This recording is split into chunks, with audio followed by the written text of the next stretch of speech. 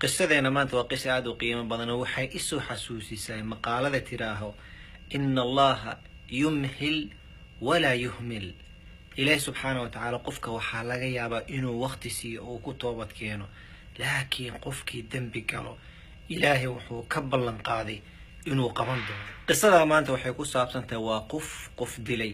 subxaana allah.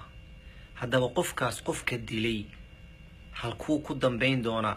maxaana u dambayn doonaa? الحمد لله والصلاة والسلام على رسول الله ولنا جرتان. السلام عليكم ورحمة الله وبركاته.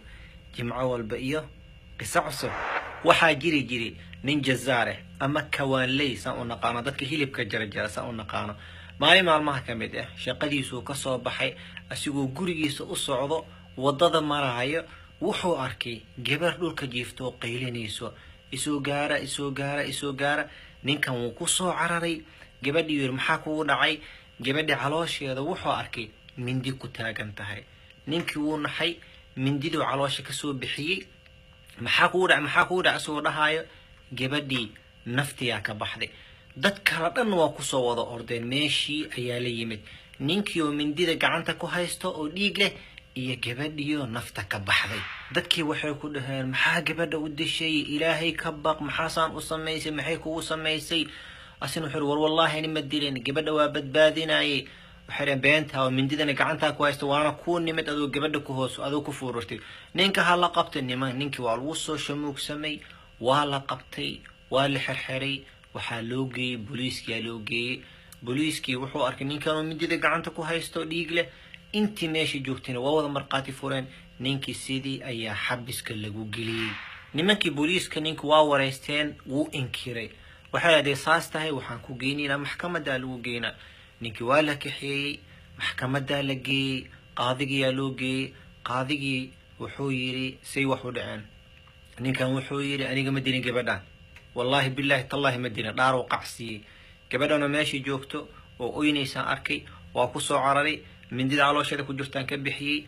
anoo la hadlaayo naftiyaa ka baxday. dadkaanay ugu soo ordeen adigaa dishay dheheen, laakiin wallaahi bilaahi tallaahi aniga ma dilin gabadhaas. qaadigii dadkii kaloo wareystay say wax u dhaceen.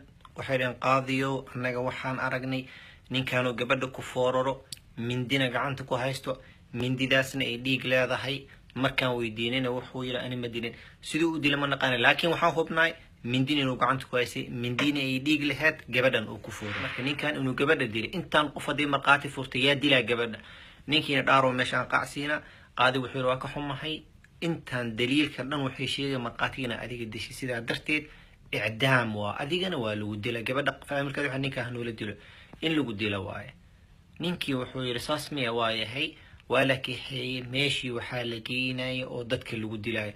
wuxuu yidhi go-aankiina u dambeeya hadda inay dishaan miya? markaasay dheheen ha. marka wuxuu yidhi wallaahi bilaahi tallaahi ani gabadhaa ma diline, laakiin intaadan i dilin qisaan rabaa inaan idiin sheegee i dhagaysta. wuxuu yidhi intaanan noqonin jazaar ama kawaanley, intaanan noqonin waxaan ka shaqayn jiray doon. baqdaadaan dadka qaadi jiray, webiga dhinac kalaan dadka u gudbin jiray. maalin maalmaha ka mid ah doontayda waxaa soo raacay oday iyo gabadhiisaa soo raaceen. gabadhii markaan arkay quruxdeeda aniga dhan waan ishayn weye. markii doonta ka tagtay, doontii meelaan ku xirtay, waa ka daba tegay. gurigoodaan fiiriyay ay ku jiraan. markaan arkay kadib habeenkiiaan ku noqday, albaabkaan ku gargaraacay. odaygii waxaan ku dhahay adeerow gabadhaadaan rabaa inay igu dartid. gabadha aabaheedna wuxuu ugu jawaabay adeero khayr allah ku surto, marka hor maba ku aqaaniyo dhahay qofkaa tahay. haba ahaata saase gabadhan waaba nikaaxsan tahayoo ina adeerkeeda u nikaaxsan tahay, maalmo kadib ayay aqalgali doontaa. wuxuu yidhi arrintaas aadaan aaga murugoodii, waa iska soo baxay, shaqadeyda isaga soo noqday. wuxuu yidhi 3 sano kadib ama 4 sano kadib doontii anigoo wadaayo waxaa ii soo raacday gabar oo hal wiil yar wadato. gabadha wuxuu yidhi waa tii aan jeclaaday. keli markay soo fuushay qof kaleba ma sugin, doontii waa dhaqaajiyo dhahay. markaan webiga dhex bartankiisa marayay ayaa waxaan ku dhahay ma i taqaanaa? markaasi waxay ku tiri maya. markaas wuxuu ninka kusoo doonan jirayaan ahay, waxaan rabaa hadda inaa naftaada ii dhiibtid. gabadhi waxay ku tiri ilaahay ka baq, waxaan gabar la qabaan ahay caruuraan leeyahay hay waxaad gudbini ilaahay ka baq zinada waa xaraan gabar muslimadan ahay ilaahay ka baqee faraha iga qaad wuxuu yiri waxaan ku dhahay waxaas adiga lagu dhahay ina isku keedhiibtay da isku keedhiibayso cunuga waa ka dila gabadhi way qeyrayso cunugiyan qaad uu yiri wabiga madax u geliyay gabadhi waa oys waa ku barya waa ka soo qaaday miisiinaysa naftaada waxay tiri may wallahi laga mayaaba waa ku celiyay waa soo bixi waa ku ilaa marka dambe cunuga uu dhintay cunugina wabigan ku tuuray uu dhahay gabadhi markay aragtay way naxday oo hinay la fariisatay markaasaan waxaa ku dhaho yiri hay adiga lagu soo gaaray isku keedhiib waxay tiri wallahi laga mayaabo naftayda inaan ku dhiibo oo aan zina galo wuxuu yiri gabadhiyaan ku booday madaxan ka qabtay wabiga idan madax u geliyay hay ma isku keedhiibay markii xoogo ku jirtaan ka soo bixiyo way diiday idan haddana sidoo kale way diiday marka dambe iidina wuxuu yiri waa dilay mindii caloosha geli wabigan ku tuuray markaan tuuray kadib waa soo baxay doontii dhinac kala imaaday doontii waa iska gaday si aan lii garaninne shaqadii doonta waa ka tagay jazaarnimaan sida ku galuu dhahay arrintaasna waxay ahayd uu yiri dhowr iyo 20 sano ka hor ayay arrintaas igu dhacday wixii maanta ay ugu sameynaysaan gabadha maanan diline gabar ka horeysay iyo cunugeeda ayaan dilay ee hadda maanta waxaan ogaaday ilaahay subxaanahu wa tacaala inuu gadaal igu dhigay allah subxaanahu wa tacaala yumhil waqti ku siina wala yuhmil oo damayti wala layaal qisaansa u jeedaan qis aad u qiimo badan faa'iidooyin badan ku jiro qaar kamid ah idin sheega inta kalena idinka soo qor khayr allah idin si fiican oo soo qortaan maalmaha oo arkay jazaakumullahu khayran soo qora anigana intaan idin la wanaagi doonaa hadii ilaahay raahdo faa'iidada koobaad iska ilaali ina qof dhulmisid الظلم ظلمات يوم القيامة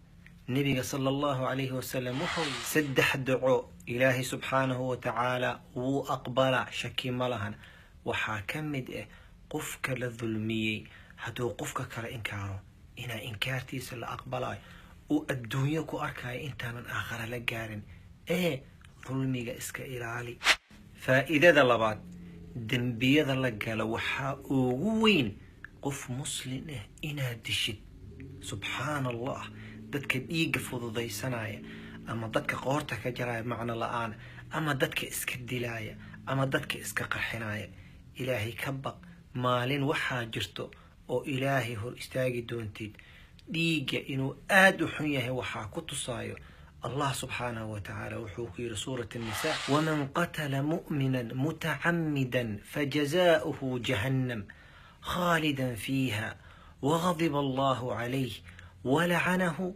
وأعد له عذابا عظيما إلهي الشن عقوبه أي أشياء قفك دل سيدا درتد إسك إلالي إيق مسلم إنا فرها لقشد فإذا دا سدحات نماكي خصيصا هذا قبر قرحان أركتد انت هذا دقدقين إسك هو بقبر لها ما قبا مثل ما قبو حدي لقبها إسكو عيبين البابنها قرقراعين فراها كقاد متكفي عنه كقرحا إنه إلهي كو سهلو ويديسو فإذا أفراد هذا قبر دونتد أو لغوسو ديدو ها إسحناجين ها إسوالين هذا خير كو تهي إلهي وكو سهل لها قبرها دونت والغوسو ديدو هديهن أباس قبيلي استواي قبر يديدي هديهن إسكا إلالي قبر إنا وعدنا هديهن أباها وإيكا ديدي أباها ننحوايا صوبح وإسمير سنينا وإسخد بسري سنينا إسكا إلالي هذا وحا سميسيد أديقن والغو سمين دون قبرها سويني ستي صوتر بيست مركي وقتي يبقورك قارتو باي باي وكل ذا ذيبه يدي وصوت دفتي مع السلامة قبردي أقولاتو خد بسريد إن لغو قلاني أو لحظو والد كيذا لغا قريو أقولاتاني قبرداس إيدا إس قيمة ترتي برنين كايغا هدوكو عاير أما أوكو هرانتي أما أوكو بهذلو أما أوكو فرو واستاهشا صابتي تا وحاواي مركو هرابو شرفتو إلهي كسي أدا إسكا سو ديكتي نين كان وحو كبقاي مارا شالب أديقا سو راعدي نانا آمسنوكو يراها لغا يابا ميلا ونقوتي دما هايستي إسكا إلالي هدو آبها نينكو ديدا نينكا هلا بحن آبها قنع هدا نينكا جيشيد لكن دوما يقولوها سيديكو جوجي قفك خير بدنو إلهي كوسو وضعيه فإذا الشنات كبده كوسو وضعيه شرفت هذا إلى شو الدنيا وكتيسة وحياله أقوين أو إلهي الوعاسي وحاكمته زينة quruxdu ilaahay ku siiyey bannaanka ha soo dhigin, zinadana iska ilaali. ilaahay subxaanahu wa tacaala ha ku xifdiyo hana ku dhowreen. faa'iidada 6aad iyo tan 7aad iyo tan 8aad iyo tan 9aad iyo tan 10aad adiga soo qor. yes adiga ifiirnaysaa rabaa inaan soo qortid. jazaakum allahu khayran, baaraka allah fiikum. waa inuu jumcada soo socoto iyo qiso cusub walaalihiina kalena lasii sheergareeya. السلام عليكم ورحمة الله وبركاته. لا إله إلا الله محمد رسول الله. لا إله إلا الله محمد رسول الله.